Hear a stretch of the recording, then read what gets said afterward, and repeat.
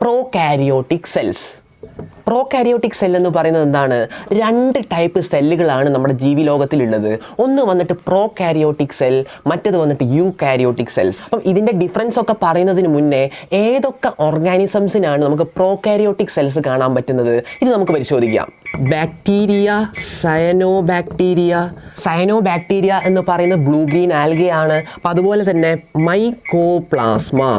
Mycoplasma എന്ന് പറയുന്നതാണ് ഏറ്റവും സ്മോളസ്റ്റ് ആയിട്ടുള്ള ഓർഗാനിസംസ് ലിവിങ് ആയിട്ടുള്ള ഏറ്റവും സ്മോളസ്റ്റ് ഓർഗാനിസം എന്ന് പറയുന്നത് മൈക്കോപ്ലാസ്മയാണ് വൈറസും വൈറോയിഡൊക്കെ ഇതിനേക്കാളും ചെറുതാണെങ്കിലും അത് ലിവിങ് ആണോ നോൺ ലിവിങ് ആണോ എന്ന് നമുക്ക് ഇതുവരെയായിട്ട് മനസ്സിലായിട്ടില്ല. അപ്പം മൈക്കോപ്ലാസ്മ. അതുപോലെ തന്നെ PPLO. എന്താണ് PPLO? Pleuro pneumonia like organisms. എന്താണ്? Pleuro pneumonia like organisms. അപ്പം ഇത്രയും ആൾക്കാരിലാണ് നമുക്ക് പ്രോകാരിയോട്ടിക് സെൽസ് കാണാൻ പറ്റുന്നത്. അപ്പം പ്രോകാരിയോട്ടിക് സെൽസ് ഏതൊക്കെ ഓർഗാനിസംസിലാണ് കാണാൻ പറ്റുന്നത്? ബാക്ടീരിയയിൽ കാണാൻ പറ്റും, സൈനോബാക്ടീരിയ അഥവാ ബ്ലൂ ഗ്രീൻ ആൽഗയിൽ കാണാൻ പറ്റും, പിന്നെ മൈക്കോപ്ലാസ്മയിൽ കാണാൻ പറ്റും, PPLO pleuro pneumonia like organisms. അതിലും നമുക്ക് എന്ത് കാണാം? ഈ പറയുന്ന പ്രോകാരിയോട്ടിക് സെൽസ് കാണാൻ പറ്റും. ചുരുക്കത്തിൽ പറഞ്ഞിട്ടുണ്ടെങ്കിൽ ബാക്ടീരിയകൾക്കാണ് എന്ത് കാണാൻ പറ്റുന്നത്? പ്രോകാരിയോട്ടിക് സെല്ല് കാണാൻ പറ്റുന്നത്. ബാക്കിയുള്ള എല്ലാ ഓർഗാനിസംസിലും നമുക്ക് കാണാൻ പറ്റുന്നത് യൂകാരിയോട്ടിക് ആയിട്ടുള്ള സെല്ലാണ്. യൂകാരിയോട്ടിക്. അപ്പം അങ്ങനെയുള്ള ഓർഗാനിസംസിനെ നമ്മൾ എന്താ വിളിക്കുക? യൂകാരിയോട്സ് എന്ന് വിളിക്കും. ഇവരൊക്കെ നമ്മൾ എന്താ വിളിക്കുക? പ്രോകാരിയോട്സ് എന്ന് വിളിക്കും. അപ്പം പ്രോകാരിയോട്സ് എന്ന് നമ്മൾ ഇവരെ വിളിക്കുന്നത് എന്തുകൊണ്ടായിരിക്കും? കാരണം അവരുടെ സെൽസ് എന്ന് പറയുന്നത് പ്രോകാരിയോട്ടിക് ആയതുകൊണ്ടാണ് നമ്മൾ അവരെ പ്രോകാരിയോട്സ് എന്ന് വിളിക്കുന്നത്. അപ്പം എന്താണ് പ്രോകാരിയോട്ടിക് സെല്ലിൻ്റെ പ്രത്യേകത? ഇങ്ങനെയുള്ള സെല്ലുകളിൽ നമുക്ക് എന്ത് കാണാൻ സാധിക്കില്ല? ന്യൂക്ലിയസ് കാണാൻ സാധിക്കില്ല, അല്ലെങ്കിൽ കൃത്യമായിട്ടുള്ളൊരു ന്യൂക്ലിയർ മെംബ്രെയിൻ നമുക്ക് ഇവിടെ കാണാൻ പറ്റില്ല. അതേസമയം നമ്മുടെ യൂകാരിയോട്ടിക് സെൽ എന്ന് പറഞ്ഞിട്ടുണ്ടെങ്കിൽ അവിടെ കൃത്യമായിട്ടുള്ളൊരു ന്യൂക്ലിയർ മെംബ്രെയിൻ ഉണ്ടാവും. ആ ന്യൂക്ലിയർ മെംബ്രെയിൻ്റെ അകത്തായിരിക്കും നമ്മുടെ ന്യൂക്ലിയസിൻ്റെ എല്ലാ കണ്ടൻസും കാണാൻ സാധിക്കുന്നത്. അതേ സമയത്ത് നമ്മുടെ പ്രോകാരിയോട്ടിക് സെല്ലിൻ്റെ കേസിൽ അവർക്ക് ന്യൂക്ലിയസ് കൃത്യമായിട്ടുള്ളൊരു ന്യൂക്ലിയർ മെംബ്രെയിൻ ഇല്ല. ന്യൂക്ലിയർ മെംബ്രെയിൻ ഇല്ലെങ്കിൽ ന്യൂക്ലിയസ് ഇല്ല എന്നാണല്ലോ അർത്ഥം. അപ്പം അങ്ങനെ ന്യൂക്ലിയസ് ഇല്ലാത്തത് കൊണ്ട് തന്നെ അവരുടെ സെല്ലിൽ അവരുടെ ജനറ്റിക് മെറ്റീരിയലും ന്യൂക്ലിയോലസും അങ്ങനെയുള്ള സാധനങ്ങളൊക്കെയാണ് നമുക്ക് മെയിനായിട്ട് ഇവിടെ കാണാൻ പറ്റുന്നത്, ന്യൂക്ലിയസിൻ്റെ അകത്ത് കാണാൻ പറ്റുന്നത്. അപ്പം പ്രോകാരിയോട്സ് എന്ന് പറയുമ്പം അല്ലെങ്കിൽ പ്രോകാരിയോട്ടിക് സെൽ എന്ന് പറയുമ്പം അവർക്ക് കൃത്യമായിട്ടുള്ള ന്യൂക്ലിയസ് ഇല്ലാത്തത് കൊണ്ട് തന്നെ ന്യൂക്ലിയസിൻ്റെ അകത്ത് കാണപ്പെടേണ്ട സാധനം ഇവിടെ അവരുടെ സെല്ലിലുടനീളം ചെതറിക്കിടക്കുന്ന ഒരു അവസ്ഥയിലായിരിക്കും ഉണ്ടാവുക. അപ്പം വളരെ വ്യക്തമാണ് കാര്യങ്ങൾ. നമുക്കറിയാം ന്യൂക്ലിയസിൻ്റെ ഉള്ളിൽ നമുക്ക് നോർമലി കാണാൻ പറ്റുന്നത് എന്തൊക്കെയാണ്? നമ്മുടെ ക്രോമസോംസും ജനറ്റിക് മെറ്റീരിയലൊക്കെയാണ് കാണാൻ പറ്റുന്നത്. ആ സാധനങ്ങളെല്ലാം തന്നെ നമ്മുടെ പ്രോകാരിയോട്ടിക് സെല്ലിൽ ചിന്നിച്ചിതറി അവിടെയും ഇവിടെയൊക്കെ കിടക്കുമായിരിക്കും. അതേ സമയത്ത് നമ്മുടെ യൂകാരിയോട്ടിക് സെല്ലിലാണെങ്കിൽ എങ്ങനെയാണ്? അവിടെ കൃത്യമായിട്ട് ഈ പറയുന്ന കാര്യങ്ങളൊക്കെ ഇരിക്കുന്നത് ന്യൂക്ലിയസിൻ്റെ അകത്താണ്. അതുപോലെ തന്നെയുള്ള മറ്റൊരു കാര്യമാണ് നമ്മുടെ യൂകാരിയോട്ടിക് സെൽസിൽ എന്ത് കാണാൻ സാധിക്കും? സെൽ ഓർഗനൽസ് കാണാൻ സാധിക്കും. പക്ഷേ ഈ പ്രോകാരിയോട്ടിക് സെൽസിൽ നമുക്ക് എന്ത് കാണാൻ പറ്റില്ല? സെൽ ഓർഗനൽസ് ഒന്നും തന്നെ കാണാൻ പറ്റില്ല. ഇതാണ് നമ്മുടെ യൂകാരിയോട്ടിക് സെല്ല്. ഇവിടെ നമുക്ക് എന്ത് കാണാൻ സാധിക്കും? ന്യൂക്ലിയസ് കാണാൻ സാധിക്കും. അതുപോലെ തന്നെ ബാക്കിയുള്ള സെൽ ഓർഗനൽസ് എല്ലാം തന്നെ നമുക്ക് ഇവിടെ കാണാൻ പറ്റും വ്യത്യസ്ത തരത്തിലുള്ള സെൽ ഓർഗനൽസ് എല്ലാം ഇരിക്കുന്നത് നമ്മുടെ ഈ പറയുന്ന യൂകാരിയോട്ടിക് ആയിട്ടുള്ള സെല്ലിലാണ്. പ്രോകാരിയോട്ടിക് സെല്ലിൽ ഇങ്ങനെയുള്ള സാധനങ്ങളൊന്നും ഉണ്ടാവില്ല. രണ്ടിലും കോമൺ ആയിട്ട് കാണാൻ പറ്റുന്നത് റൈബോസോംസ് ആണ്. അപ്പം നമ്മുടെ യൂകാരിയോട്ടിക് സെല്ലും അതുപോലെ തന്നെ പ്രോകാരിയോട്ടിക് സെല്ലും തമ്മിലുള്ള വ്യത്യാസം ഇപ്പോൾ നിങ്ങൾക്ക് ഏകദേശം പിടികിട്ടിയിട്ടുണ്ടാവും. ഇനി നമുക്ക് ഇതിൻ്റെ കൂടുതൽ ഡീറ്റെയിൽസ്, നമ്മുടെ പ്രോകാരിയോട്ടിക് സെൽസിൻ്റെ കൂടുതൽ ഡീറ്റെയിൽസിലോട്ട് പോവാം. പ്രോകാരിയോട്ടിക് സെൽസ് നമുക്ക് 4 ഷേപ്പിൽ കാണാൻ പറ്റും. ഏതൊക്കെയാണ്? നമുക്കറിയാം ഇവർ ബാക്ടീരിയകളാണ് മിക്കവരും ബാക്ടീരിയകളാണ്. അപ്പോൾ നമ്മൾ സെക്കൻഡ് ചാപ്റ്ററിൽ നമ്മൾ ഡിസ്കസ് ചെയ്തിട്ടുള്ളതായിരുന്നു നമ്മുടെ ബാക്ടീരിയൽ സെൽസ് നമുക്ക് 4 ഷേപ്പിൽ കാണാൻ പറ്റും. ഏതൊക്കെ ഷേപ്പിലാണ്? സ്ഫെറിക്കൽ ഷേപ്ഡ് കോക്കസ് സ്ഫെറിക്കൽ ഷേപ്പിൽ കാണാൻ പറ്റും. അതിനെയാണ് നമ്മൾ എന്ത് പറയുന്നത്? കോക്കസ് എന്ന് പറയുന്നത് കോക്കസ്. പിന്നെ ദണ്ട് റോഡ് പോലെ ഇരിക്കുന്ന ബാസിലസ് എന്നാണ് നമ്മൾ റോഡ് പോലെ ഇരിക്കുന്ന ബാക്ടീരിയകളെ പറയാം, അല്ലെങ്കിൽ പ്രോകാരിയോട്ടിക് സെല്ലുകളെ നമ്മൾ പറയാം. പിന്നെ അടുത്തതാണ് സ്പൈറൽ ഷേപ്ഡ് ആയിട്ടുള്ള സ്പൈറില്ല. അപ്പോൾ സ്പൈറൽ ഷേപ്പ് ഉള്ളതിനെയാണ് നമ്മൾ എന്ത് പറയാം? സ്പൈറില്ല എന്ന് പറയാം. ഇനി കോമ ഷേപ്ഡ് ആയിട്ടുള്ള ഒരു ചങ്ങാതി ഉണ്ട്, അപ്പോൾ കോമ ഷേപ്ഡ് ആയിട്ടുള്ളവനെയാണ് നമ്മൾ വിബ്രിയോ എന്ന് പറയാം. അപ്പോൾ 4 പേരുകളാണ് നമ്മൾ കൊടുത്തേക്കുന്നത്. എന്തിൻ്റെ ബേസിസിലാണ്? അവരുടെ ഷേപ്പിൻ്റെ ബേസിസിലാണ്. കോക്കസ് എന്ന് പറയുന്നത് സ്ഫെറിക്കൽ ഷേപ്ഡ് ആണ്, ബാസിൽ ബാസിലസ് എന്ന് പറയുന്നത് റോഡ് പോലത്തെ ഷേപ്പാണ്, സ്പൈറൽ ഷേപ്പാണ്, സ്പൈറലിലേക്ക് ഉള്ളത്. വിബ്രിയോ എന്ന് പറഞ്ഞിട്ടുണ്ടെങ്കിൽ കോമ ഷേപ്ഡ് ആണ്.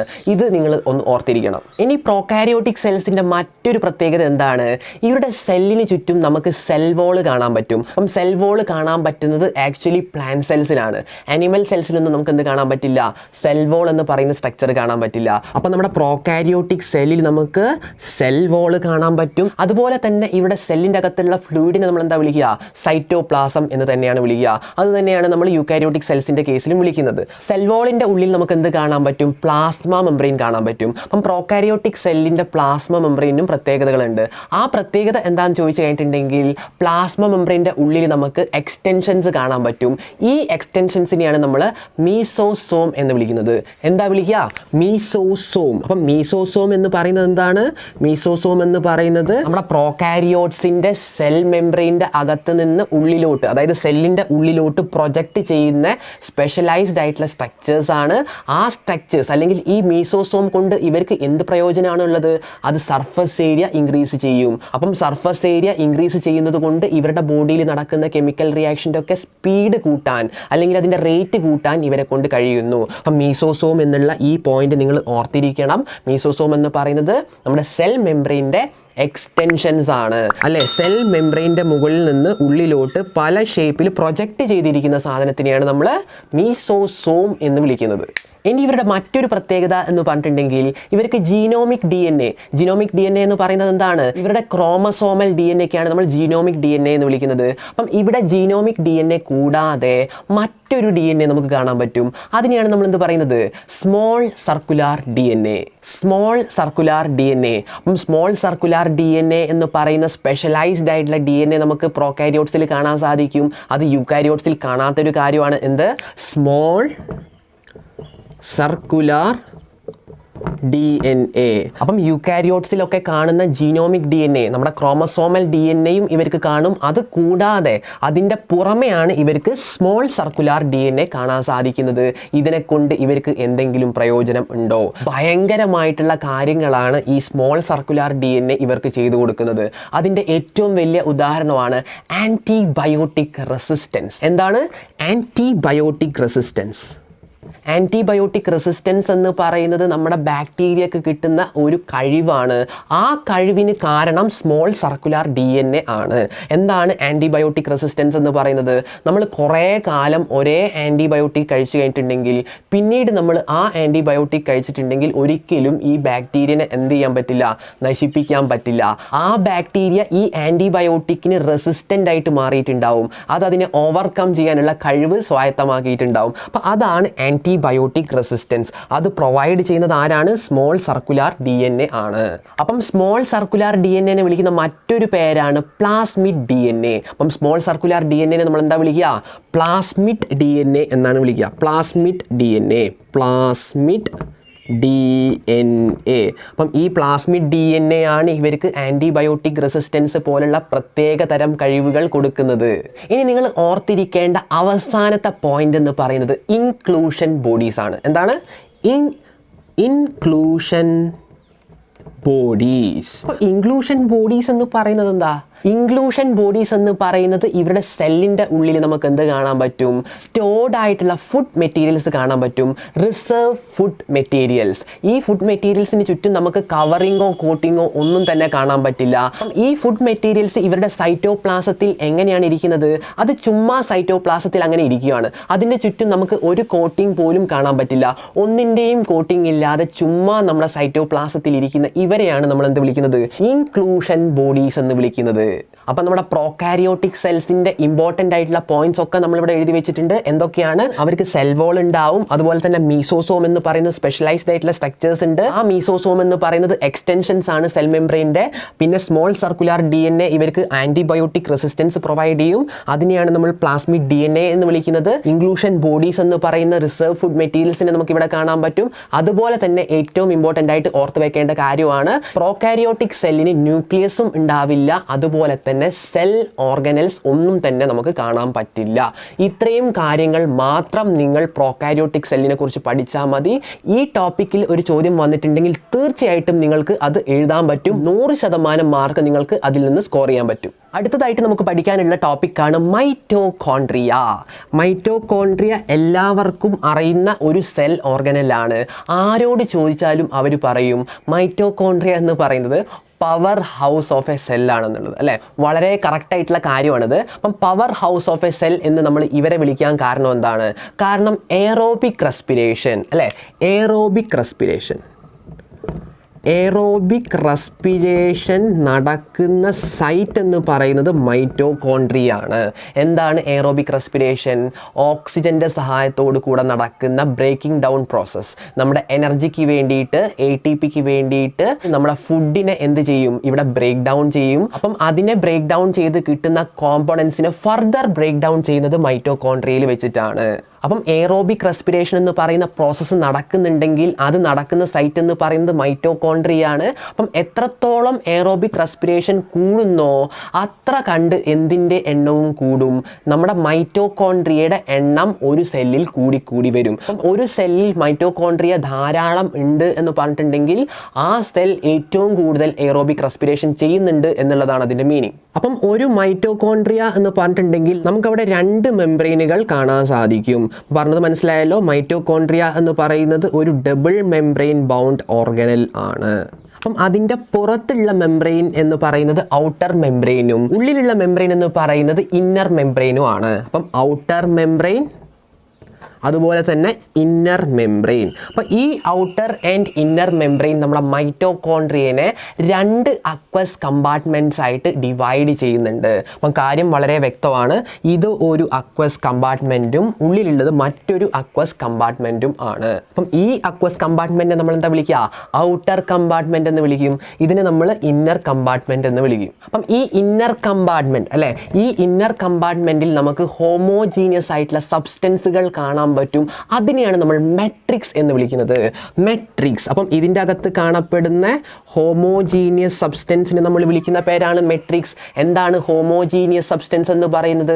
ഒരേപോലെയുള്ള സബ്സ്റ്റൻസിനെയാണ് നമ്മൾ ഹോമോജീനിയസ് സബ്സ്റ്റൻസ് എന്ന് വിളിക്കുന്നത്. ഇവിടെയുള്ള ഹോമോജീനിയസ് സബ്സ്റ്റൻസ് എന്ന് പറയുന്നത് ഡെൻസ് ആയിട്ടുള്ളതാണ്. ഡെൻസിറ്റി കൂടിയ സാധനമാണ് ഈ പറയുന്ന മെട്രിക്സ്. ഇനി ഇവിടെ ഈ ഇന്നർ മെംബ്രെയിനിൽ നമുക്ക് കുറേ അധികം ഫോൾഡുകൾ കാണാൻ സാധിക്കും, അല്ലേ? കുറേ അധികം ഫോൾഡുകൾ കാണാൻ സാധിക്കും. ഈ ഫോൾഡുകൾ എന്ന് പറയുന്നത് ആക്ച്വലി നമ്മുടെ മെട്രിക്സിൻ്റെ ഉള്ളിലോട്ട് ഉന്തി നിൽക്കുന്ന രീതിയിലാണ് ഇരിക്കുന്നത്. അപ്പം അതിനെയാണ് നമ്മൾ എന്ത് പറയുക? ക്രിസ്റ്റേ എന്ന് പറയും. ക്രിസ്റ്റേ. അപ്പം ക്രിസ്റ്റേ എന്ന് പറയുന്നത് പ്ലൂരലാണ്. ഇതിൻ്റെ സിംഗുലർ എന്ന് പറയുന്നത് എന്താണ്? ക്രിസ്റ്റയാണ് കേട്ടോ, ക്രിസ്റ്റ. അപ്പോൾ ക്രിസ്റ്റ എന്ന് പറയുന്നത് ഇതേപോലത്തെ ഒരെണ്ണത്തിനെ നമ്മൾ വിളിക്കുന്ന പേരാണ് ക്രിസ്റ്റ. ഒന്നിൽ കൂടുതൽ ഇൻഫോൾഡിങ്സിനെ നമ്മൾ വിളിക്കുന്നത് ക്രിസ്റ്റേ എന്നാണ്. ക്രിസ്റ്റയുടെ ഫംഗ്ഷൻ എന്ന് പറയുന്നത് എന്താണ്? സർഫസ് ഏരിയ കൂട്ടുന്ന ഫംഗ്ഷനാണ് ക്രിസ്റ്റയ്ക്ക് ഉള്ളത്, അല്ലേ? ഇങ്ങനെ ഉള്ളിലോട്ട് മടക്കുന്നത് കൊണ്ട് ഇവിടെ ധാരാളം സർഫസ് ഏരിയ ഫോം ചെയ്യും. അങ്ങനെ സർഫസ് ഏരിയ ഫോം ചെയ്യുന്നത് കൊണ്ട് ഇവിടെ നടക്കുന്ന കെമിക്കൽ റിയാക്ഷൻ്റെ അളവും കൂടും. ഇവിടെ എങ്ങനെയുള്ള കെമിക്കൽ റിയാക്ഷനാണ് നടക്കുന്നത്? നമ്മുടെ എയറോബിക് റെസ്പിറേഷൻ ആണ്. അപ്പം നമുക്ക് ഇവിടെ 2 മെംബ്രെയിനുകൾ കാണാൻ സാധിക്കും, ഇന്നർ മെംബ്രെയിനും ഔട്ടർ മെംബ്രെയിനും. ഈ 2 മെംബ്രെയിൻസിനും എന്തുണ്ട്? അതിൻ്റെതായിട്ടുള്ള എൻസൈമുകൾ ഉണ്ട്. എന്തിനു വേണ്ടിയിട്ടുള്ളതായിരിക്കും? ഈ പറയുന്ന എയറോബിക് റെസ്പിറേഷനെ മുന്നോട്ട് കൊണ്ടുപോകാൻ വേണ്ടിയിട്ടുള്ള എൻസൈമുകളാണ് ഈ 2 പേർക്കും ഉള്ളത്. അപ്പം ഇവിടെ എയറോബിക് റെസ്പിറേഷൻ നടന്നുകൊണ്ടിരിക്കുകയാണ്. നമുക്കറിയാം എയറോബിക് റെസ്പിറേഷൻ നടന്നു കഴിഞ്ഞിട്ടുണ്ടെങ്കിൽ നമുക്ക് എന്താ കിട്ടുക? നമുക്ക് കറൻസി, അല്ലെ? എനർജി കറൻസിയാണ് കിട്ടുക. ആ എനർജി കറൻസിക്കാണ് നമ്മൾ ATP, അഡിനോസിൻ ട്രൈഫോസ്ഫേറ്റ് എന്ന് വിളിക്കുന്നത്.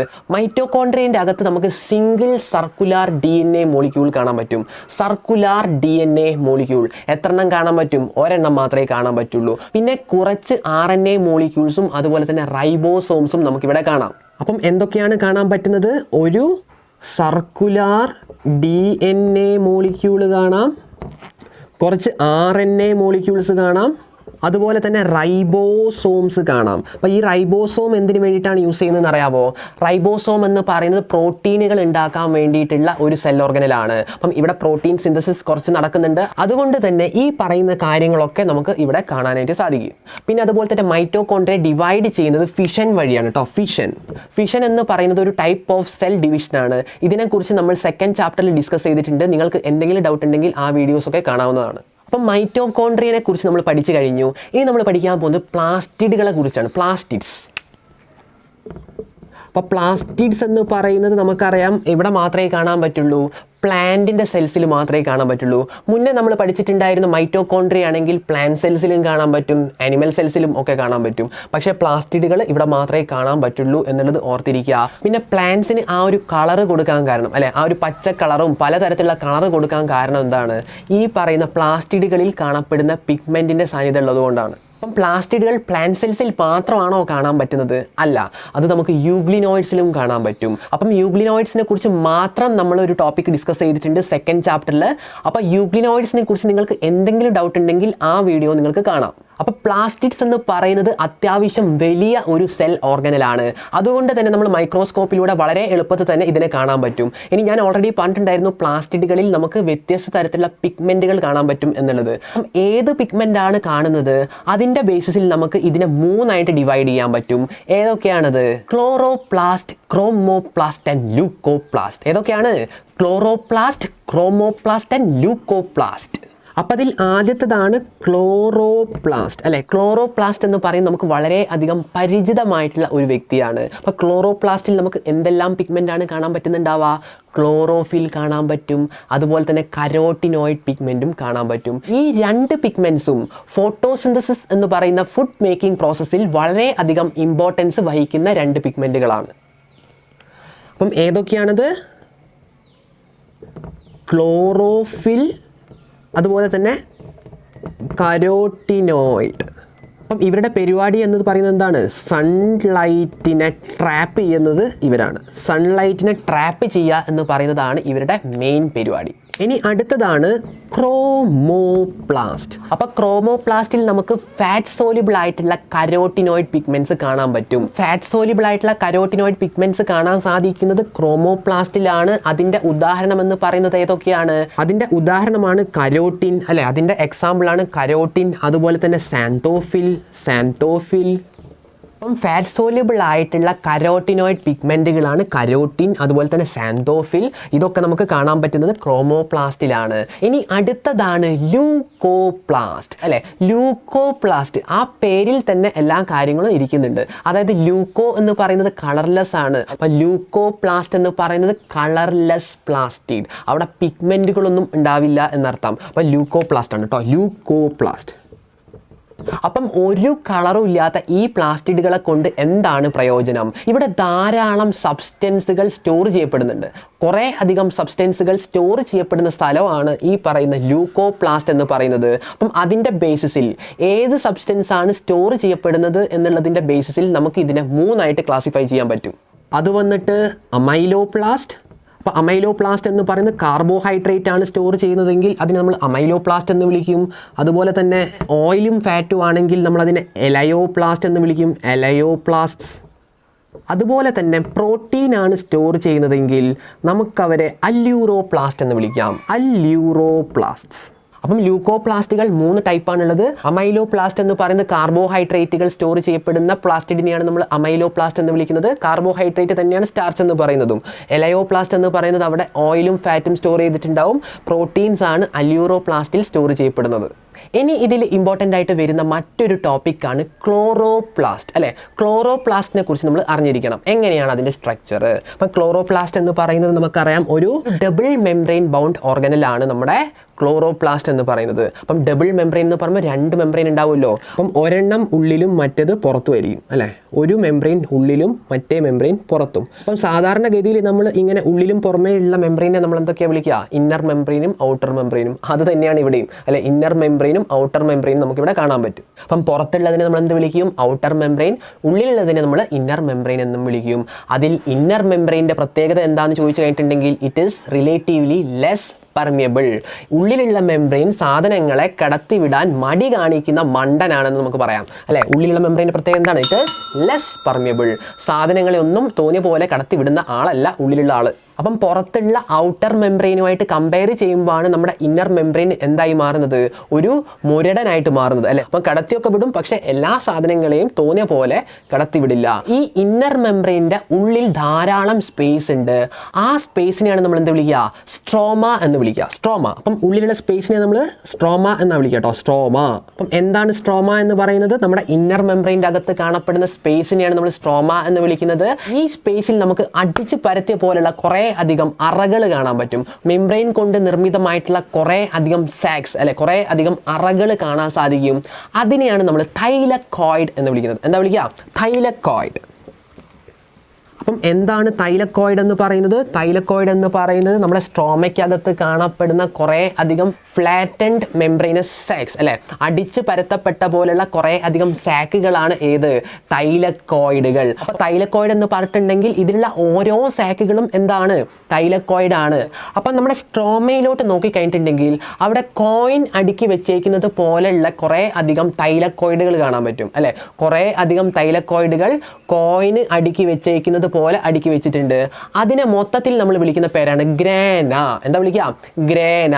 പൈൽസ് ഓഫ് കോയിൻ അല്ലെ, കുറേ അധികം കോയിനുകൾ ഇങ്ങനെ അട്ടിയിട്ട് വെച്ചേക്കുന്നത് പോലുള്ള സ്ട്രക്ചേഴ്സിനെയാണ് നമ്മൾ ഗ്രാന എന്ന് വിളിക്കുന്നത്. അപ്പോൾ ഇതേപോലെ കുറേ എണ്ണം ഉണ്ടാവും. എല്ലാത്തിനെയും കൂടെ ഒരുമിച്ച് നമ്മൾ വിളിക്കുന്ന പേരാണ് ഗ്രാന.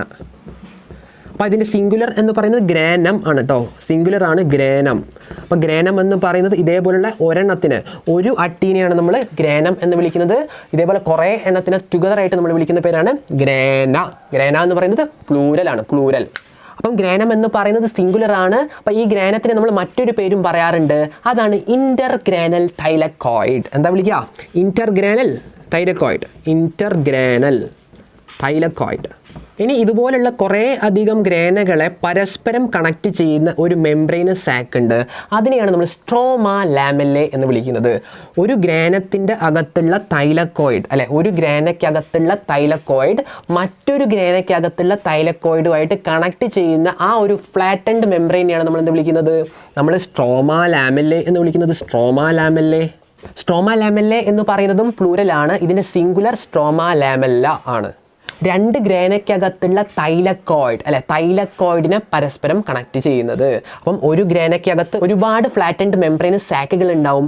അപ്പം അങ്ങനെയുള്ള ഒരു തൈലക്കോയിഡ് അപ്പുറത്തുള്ള മറ്റൊരു തൈലക്കോയിഡുമായിട്ട് കണക്ട് ചെയ്യുന്ന ആ ഒരു flattened membranous tube, flattened membranous tube ആണ് നമ്മുടെ സ്ട്രോമ ലാമെല്ലെ. സ്ട്രോമ ലാമെല്ലെ എന്ന് പറയുന്നത് രണ്ട് ഗ്രാനത്തിൻ്റെ തൈലക്കോയിഡുകൾ പരസ്പരം കണക്ട് ചെയ്യുന്ന ലോങ് ആയിട്ടുള്ള മെംബ്രെയിനസ് ട്യൂബ് ാണ് സ്ട്രോമ ലാമെല്ലെ. ഇനി ഈ തൈലക്കോയിഡിൻ്റെ അകത്ത് നമുക്ക് കുറേ അധികം സ്പേസ് കാണാൻ പറ്റും. ആ സ്പേസിനെയാണ് നമ്മൾ ലൂമൻ എന്ന് പറയുന്നത്. Lumen, lumen, LUMEN. കാർബോഹൈഡ്രേറ്റ് അതുപോലെ തന്നെ പ്രോട്ടീൻ്റെ സിന്തസിസിന് ആവശ്യമായിട്ടുള്ള കുറേ അധികം എൻസൈമുകൾ നമുക്ക് ഇവിടെ കാണാൻ പറ്റും. ഈ പറയുന്ന സ്ട്രോമയിൽ കാണാൻ പറ്റും. അതുപോലെ തന്നെ ക്ലോറോഫിൽ പിഗ്മെൻറ്റ്സ് അല്ലേ, ക്ലോറോഫിൽ പിഗ്മെൻറ്റ് കാണാൻ പറ്റുന്നത് എവിടെയാണെന്ന് അറിയാമോ? ക്ലോറോഫിൽ പിഗ്മെൻറ്റ് കാണുന്നത് നമ്മുടെ തൈലക്കോയിഡിലാണ്. തൈലക്കോയിഡുകളിലാണ് നമുക്ക് എന്ത് കാണാൻ പറ്റുന്നത്? ക്ലോറോഫിൽ പിഗ്മെൻറ്റ് കാണാൻ പറ്റുന്നത്.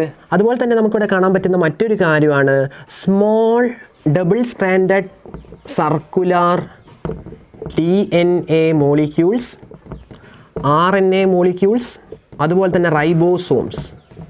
അപ്പം ഇതൊക്കെ നമുക്ക് എവിടെയും കാണാൻ സാധിച്ചിട്ടുണ്ടായിരുന്നു. ഇതൊക്കെ നമുക്ക് മൈറ്റോകോൺട്രിയക്കകത്തും കാണാൻ സാധിച്ചിട്ടുണ്ടായിരുന്നു. കാരണം അവിടെയും പ്രോട്ടീൻ സിന്തസിസ് കണ്ടിട്ടുണ്ട്. അപ്പം നമ്മുടെ പ്ലാസ്റ്റിഡ്സിലും അതുപോലെ തന്നെ ഈ പറയുന്ന ആൾക്കാരൊക്കെ നമുക്ക് കാണാൻ പറ്റും. ആരൊക്കെയാണ്? Small double standard circular DNA molecules, RNA molecules, അതുപോലെ തന്നെ റൈബോസോംസ്. അപ്പം ഈ ചാപ്റ്ററിൻ്റെ ബാക്കി ഭാഗം നമ്മൾ അടുത്ത ക്ലാസ്സിലാണ് പഠിക്കാൻ പോകുന്നത്. അപ്പം ഇന്നെടുത്ത കാര്യങ്ങൾ നിങ്ങൾ കൃത്യമായിട്ട് പഠിച്ചിരിക്കുക.